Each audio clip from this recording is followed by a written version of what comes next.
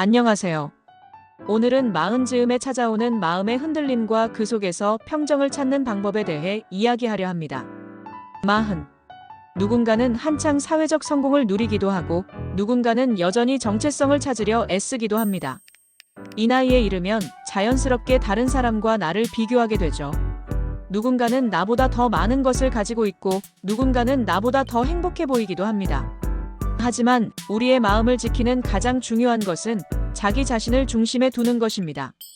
마흔이 되면 오히려 삶의 본질을 조금씩 깨닫기 시작합니다. 마음의 평정이야말로 진정한 행복의 열쇠라는 걸 말이죠. 첫째, 불필요한 인간관계를 정리하세요. 어릴 땐 친구가 많을수록 좋았습니다. 하지만 나이가 들수록 나를 진정으로 이해해주고 나의 마음을 지켜주는 사람이 더 소중해집니다. 내가 굳이 설명하지 않아도 내 마음을 알아주는 그런 사람. 그런 사람과의 대화는 내 마음에 편안한 바람을 불어넣어줍니다. 반면 늘 경쟁을 부추기고 서로를 평가하는 관계는 결국 나를 지치게 하지요. 사람을 정리한다는 건 결코 차가운 행동이 아닙니다. 내 마음을 더 소중히 여기고 내가 진짜로 원하는 것을 찾기 위한 용기 있는 선택입니다. 쇼펜하우어도 말했습니다. 무료함을 야기하지 않는 범위 내에서 될 수 있는 한 관계를 단순화하고 생활을 단조롭게 하라. 때로는 조용히 혼자 있는 시간이 세상 그 무엇보다 값진 선물이 될 수 있습니다. 둘째, 질투를 경계하세요. 질투는 사람이라면 누구나 느끼는 감정입니다. 내가 모르는 사이 마음 한켠에서 시기심이 자라고 있을 수도 있죠. SNS를 보면 누구는 여행을 가고 누구는 멋진 집을 사고 누구는 남들보다 앞서 나가는 것처럼 보입니다. 그럴 때마다 나는 왜 이렇게 살고 있지? 이런 생각이 마음을 괴롭히기도 하죠. 하지만 남과 비교하는 순간 나의 행복은 무너집니다. 질투는 나를 불안하게 만들고 내가 가진 것들을 보지 못하게 합니다. 쇼펜하우어는 세네카의 말을 인용했습니다. 우리는 자신의 것을 남과 비교하지 말고 즐겨야 한다. 나보다 더 가진 사람을 바라보는 대신 내가 이미 가지고 있는 것들의 소중함을 느껴보세요. 그리고 나보다 더 어려운 상황에 있는 사람들을 보며 지금 내가 서 있는 자리에도 감사할 수 있습니다. 질투를 이겨내고 나면 마음의 고요함이 찾아옵니다. 셋째, 큰 희망을 걸지 마세요. 어릴 적 우리는 늘 꿈을 크게 가져라고 배웠습니다. 하지만 살다 보면 큰 희망이 때로는 큰 절망으로 이어진다는 걸 알게 됩니다. 쇼펜하우어는 말했습니다. 우리가 이 세상에 태어나지 않았더라면 더 좋았을지도 모른다. 이 말은 조금 충격적이지만 실패와 좌절도 결국은 살아있다는 증거입니다. 태어나지 않은 것보다는 실패해도 살아있다는 것이 낫습니다. 삶의 무게가 버거울 때는 큰 희망을 잠시 내려놓아 보세요. 오늘의 작은 기쁨, 아침 햇살의 따사로움, 따뜻한 차 한 잔의 여유. 이런 사소한 것들이야말로 삶의 진짜 위안입니다. 넷째, 세상에는 거짓이 많다는 것을 기억하세요. 우리가 사는 세상은 언제나 반짝이는 것만 보여줍니다. 빛나는 성공, 화려한 미소. 하지만 그 이면에는 보이지 않는 외로움과 불안이 숨어 있지요. 겉모습에 속지 않으려면 진실을 보는 눈을 길러야 합니다. 행복은 겉모습이 아니라 마음의 평온에서 비롯된다는 사실을 기억하세요. 쇼펜하우어는 이렇게 말했습니다. 행복을 알려면 즐거움보다 슬픔을 살펴야 한다. 즐거움만 좇다 보면 진짜 행복은 늘 멀리 달아나기 마련입니다. 내 마음을 불안하게 만드는 것들과 과감히 이별을 고하세요. 그때 비로소 마음의 평온이 찾아옵니다. 그리고 운명에 대한 태도를 바꿔보세요. 스토아 학파는 말했습니다. 세상에 일어나는 모든 일은 이미 정해진 운명이다. 그것을 우연이라 여기면 괴로워지고 운명이라 받아들이면 마음의 평정이 찾아온다고. 너무 행복해지려고만 하면 오히려 불행이 더 커질 수도 있습니다. 마음의 평온은 고통이 없는 상태입니다. 현명한 사람은 그 평온을 위해 애쓰고 또 애씁니다. 마음을 잔잔한 호수처럼 유지하세요. 비교와 시기심, 지나친 기대와 희망을 내려놓으면 내 마음의 잔잔한 물결이 스스로를 위로해 줄 것입니다. 에피쿠로스 학파가 말한 아타락시아, 감정의 동요가 없는 평온한 상태. 그 평온을 얻을 때 우리는 영혼을 향해 사랑할 수 있는 힘을 얻게 됩니다. 마지막으로 사랑에 대해 이야기해 볼까요? 사랑은 세상에서 가장 달콤하면서도 가장 아픈 감정입니다. 사람들은 사랑 때문에 웃고 사랑 때문에 눈물 짓고 사랑 때문에 인생을 걸기도 하지요. 쇼펜하우어는 사랑을 영원히 이어지려는 의지로 보았습니다. 남녀의 사랑은 단순한 감정이 아닙니다. 우리의 몸과 마음은 세대를 이어 생명을 지속시키려는 본능을 따르고 있는 것이지요. 성욕은 삶을 연장하려는 의지의 표현입니다. 아무리 시간이 흘러도 우리가 죽어 먼지가 되어도 우리의 생명은 자식과 그 후손을 통해 계속 이어질 것입니다. 그것이 바로 삶의 의지가 죽음을 극복하는 방법입니다. 우리 사회는 예전처럼 대를 이어야 한다는 생각을 강하게 가지진 않지만 여전히 사랑은 우리를 움직이게 합니다. 사랑은 우리가 살아있음을 증명해주는 가장 뜨거운 증거이기 때문입니다. 마음을 잔잔하게 유지하고 사랑을 영원히 이어가려는 의지를 품어보세요. 욕망의 수레바퀴가 멈출 때 비로소 내 마음의 평정이 찾아오고 사랑은 더 깊고 단단해집니다. 오늘도 당신의 마음에 잔잔한 평정이 깃들길 바랍니다. 불안, 사랑, 그리고 삶의 본질. 오늘도 우리는 수많은 질문을 떠올립니다. 왜 이렇게 불안한 걸까? 사랑은 왜 이토록 달콤하면서도 아픈 걸까? 삶의 진짜 목적은 무엇일까? 독일의 철학자 쇼펜하우어는 이 모든 질문에 대해 한 가지 답을 찾으려 했습니다. 그 답은 우리 삶을 지배하는 본능과 의지를 이해하는 데 있었습니다. 쇼펜하우어는 말했습니다. 우리 모두는 의지의 노예다. 우리가 느끼는 고통과 불안은 이 끝없는 의지의 흐름에서 비롯된다. 의지는 멈추지 않습니다. 살고자 하는 본능, 사랑하고자 하는 본능, 그리고 더 나아가고자 하는 끝없는 욕망. 이 모든 것이 우리를 움직입니다. 우리는 사랑을 찾지만 동시에 사랑의 상처를 두려워합니다. 우리는 성공을 원하지만 실패의 그림자에 사로잡힙니다. 그리고 언젠가는 죽음이 우리를 데려간다는 사실을 알고 있기에 삶의 모든 순간은 불안을 동반합니다. 이 불안은 어디에서 오는 걸까요? 쇼펜하우어는 그 답을 생명의 의지에서 찾았습니다. 우리는 태어나면서부터 무언가를 갈망하도록 설계되었습니다. 그리고 그 갈망은 끝없는 고통을 낳습니다. 하지만 이 진실을 깨닫는 순간, 우리는 더 이상 허무에 빠지지 않습니다. 이 세상 모든 것은 결국 생명의 의지가 만들어낸 무대. 우리가 느끼는 불안조차 자연의 일부일 뿐입니다. 불안은 결코 사라지지 않습니다. 그러나 그 불안을 부드럽게 껴안을 수 있다면 우리의 마음은 한층 더 자유로워집니다. 쇼펜하우어는 사랑 또한 냉정하게 바라봤습니다. 사랑은 달콤하지만 동시에 생명의 본능이 만들어낸 술수입니다. 사랑은 종족의 보존을 위한 자연의 계략일 뿐이다. 그 말이 조금 차갑게 들릴지 모르지만 오히려 그 안에서 삶의 본질을 발견할 수 있습니다. 사랑은 우리가 선택한 것이 아닙니다. 의지가 우리를 끌어당기고 때로는 놓아버립니다. 그래서 사랑은 달콤한 만큼 고통스럽고 기쁜 만큼 불안을 품고 있습니다. 쇼펜하우어는 말했습니다. 이 세계는 우리의 의지와 표상으로 이루어져 있다. 우리가 세상을 어떻게 보느냐에 따라 삶의 고통과 사랑의 환상은 전혀 다른 의미를 가집니다. 때로는 모든 것을 내려놓고 단순히 지금에 집중해보세요. 쇼펜하우어는 음악과 예술이야말로 삶의 고통을 잠시나마 잊게 해준다고 말했습니다. 음악을 듣고 자연의 소리를 느끼며 우리는 삶의 소란에서 벗어날 수 있습니다. 우리는 어느새 인생의 절반을 지나왔습니다. 청춘의 뜨거움은 사그라들었지만 대신 더 깊은 사유와 여유가 찾아옵니다. 쇼펜하우어는 늙음과 죽음을 두려워하지 말라고 말합니다. 그것은 자연의 순환이며 우리가 거스를 수 없는 진실입니다. 오히려 죽음을 직면할 때 우리는 삶을 더 소중히 느끼게 됩니다.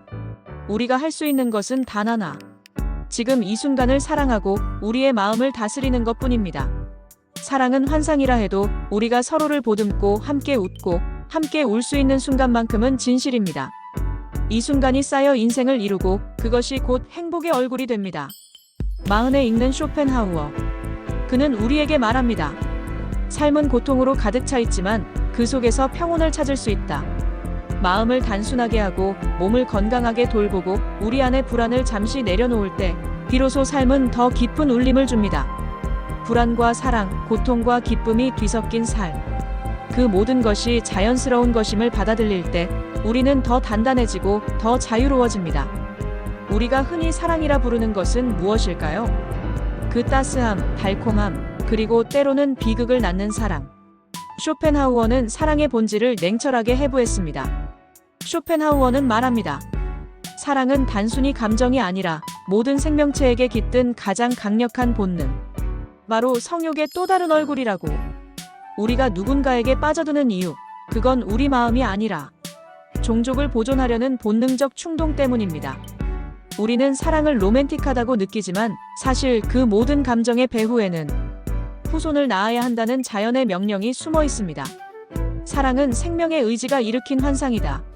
쇼펜하우어의 이 말은 우리에게 사랑의 실체를 다시 묻게 만듭니다. 사랑은 단순한 감정이 아니다. 그것은 인간 존재의 심연에서 끊임없이 솟아나는 종족 보존의 본능, 성욕의 변주곡일 뿐이다. 사람들은 말합니다. 사랑의 끝은 결혼이라고. 하지만 그 결혼의 진짜 목적은 무엇일까요? 플라톤과 쇼펜하우어는 한 목소리로 말합니다. 사랑의 본질은 종족 보존이다. 자연은 우리에게 명령합니다. 당신의 대를 이어라. 당신의 생명을 계속 이어가라. 결혼은 낭만의 종착점이 아니라 생명의 연장이라는 의무의 출발점입니다. 하지만 오늘날 이 명령은 희미해지고 있습니다. 현대 사회의 결혼과 출산율은 점점 낮아지고 있죠.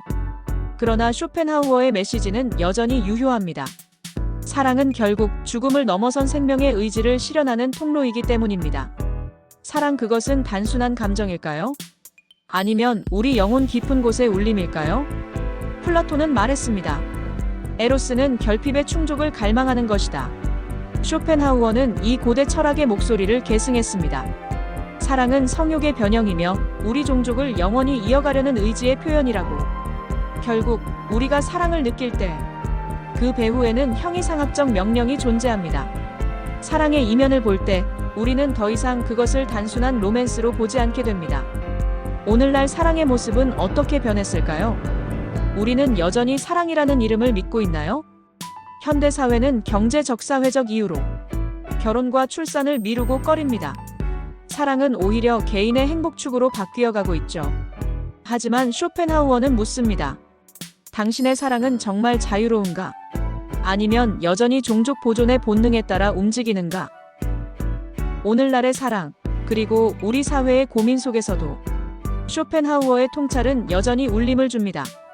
우리는 모두 행복한 삶을 꿈꿉니다. 하지만 그 행복의 출발점은 무엇일까요? 철학자 쇼펜하우어는 명확히 말했습니다. 행복은 건강에서 시작된다.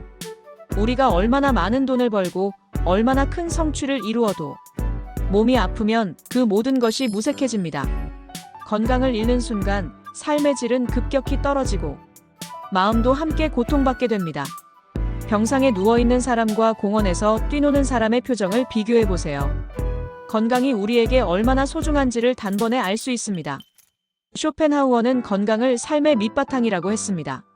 모든 기쁨과 즐거움, 성취는 이 밑바탕 위에 세워지는 것이라는 뜻입니다.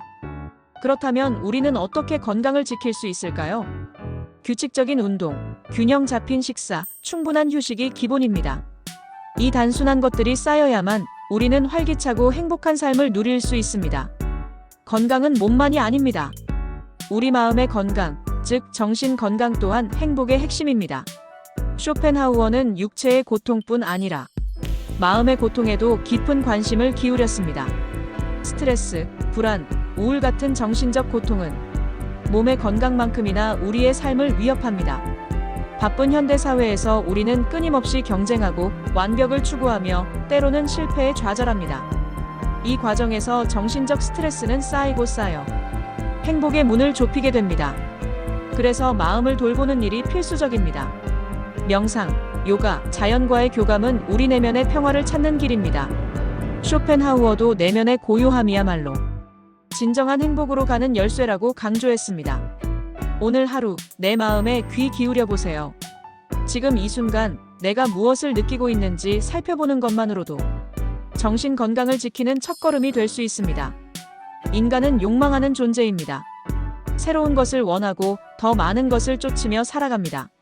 쇼펜하우어는 이 끊임없는 욕망이 우리 삶의 근본 문제라고 봤습니다. 욕망이 충족되면 잠시 행복을 느끼지만 곧 또 다른 욕망이 생겨납니다. 이 끝없는 욕망의 굴레는 우리에게 진정한 평화를 주지 못합니다. 우리가 매일 느끼는 불안과 초조함, 그 뒤에는 충족되지 않는 욕망이 있습니다. 쇼펜하우어는 이런 욕망을 고통의 원천이라 불렀습니다. 그렇다면 어떻게 해야 할까요? 욕망을 완전히 없앨 수는 없지만 그 욕망에 휘둘리지 않는 법을 배우는 것이 중요합니다. 욕망에 사로잡히지 않고 마음의 평화를 찾는 길. 그것이 쇼펜하우어가 전하고자 한 삶의 지혜입니다. 그는 고통의 감소가 곧 행복이라 말했습니다. 완벽한 행복이란 없으며 고통을 줄이고 평화를 늘리는 삶이 현실적입니다. 현재 이 순간을 온전히 느끼고 욕망과 갈망에서 조금씩 자유로워질 때 우리는 진정한 행복에 가까워집니다. 운명. 이 단어는 우리 모두에게 익숙합니다. 그러나 운명이란 과연 무엇일까요? 우리는 스스로 삶을 선택하는 존재일까요? 아니면 이미 정해진 길을 걷고 있을 뿐일까요? 쇼펜하우어는 운명을 불가피한 것으로 보았습니다. 우리가 태어난 순간부터 정해진 삶의 궤적이 있으며 그 궤적 안에서 우리는 살아가야 한다고 했습니다. 운명은 우리에게 도전과 시련을 줍니다. 하지만 그 도전을 받아들이고 그 안에서 삶의 의미를 찾는 것이 중요합니다. 자유의지는 우리 삶에서 가장 논쟁적인 주제입니다. 우리는 스스로 선택한다고 믿지만 과연 진정한 자유가 존재할까요? 쇼펜하우어는 자유의지를 한계가 있는 개념으로 보았습니다. 우리는 욕망과 본능, 그리고 환경에 의해 크게 영향을 받으며 행동한다고 했습니다. 그렇다고 해서 선택의 의미가 사라지는 것은 아닙니다. 우리는 운명이라는 큰 틀 안에서 최선을 다해 우리의 길을 만들어갑니다. 운명과 자유의지는 대립하는 개념이 아니라 함께 조화를 이루는 삶의 두 축입니다. 운명이 우리에게 던지는 조건과 한계를 인정하면서도 그 안에서 스스로 선택하고 행동하는 것, 그것이 인간 존재의 진정한 의미입니다. 쇼펜하우어는 우리에게 이렇게 말합니다. 운명은 우리의 몸을 정하지만 정신은 자유를 찾아 나아간다. 이것이 바로 우리 삶의 깊은 아름다움입니다.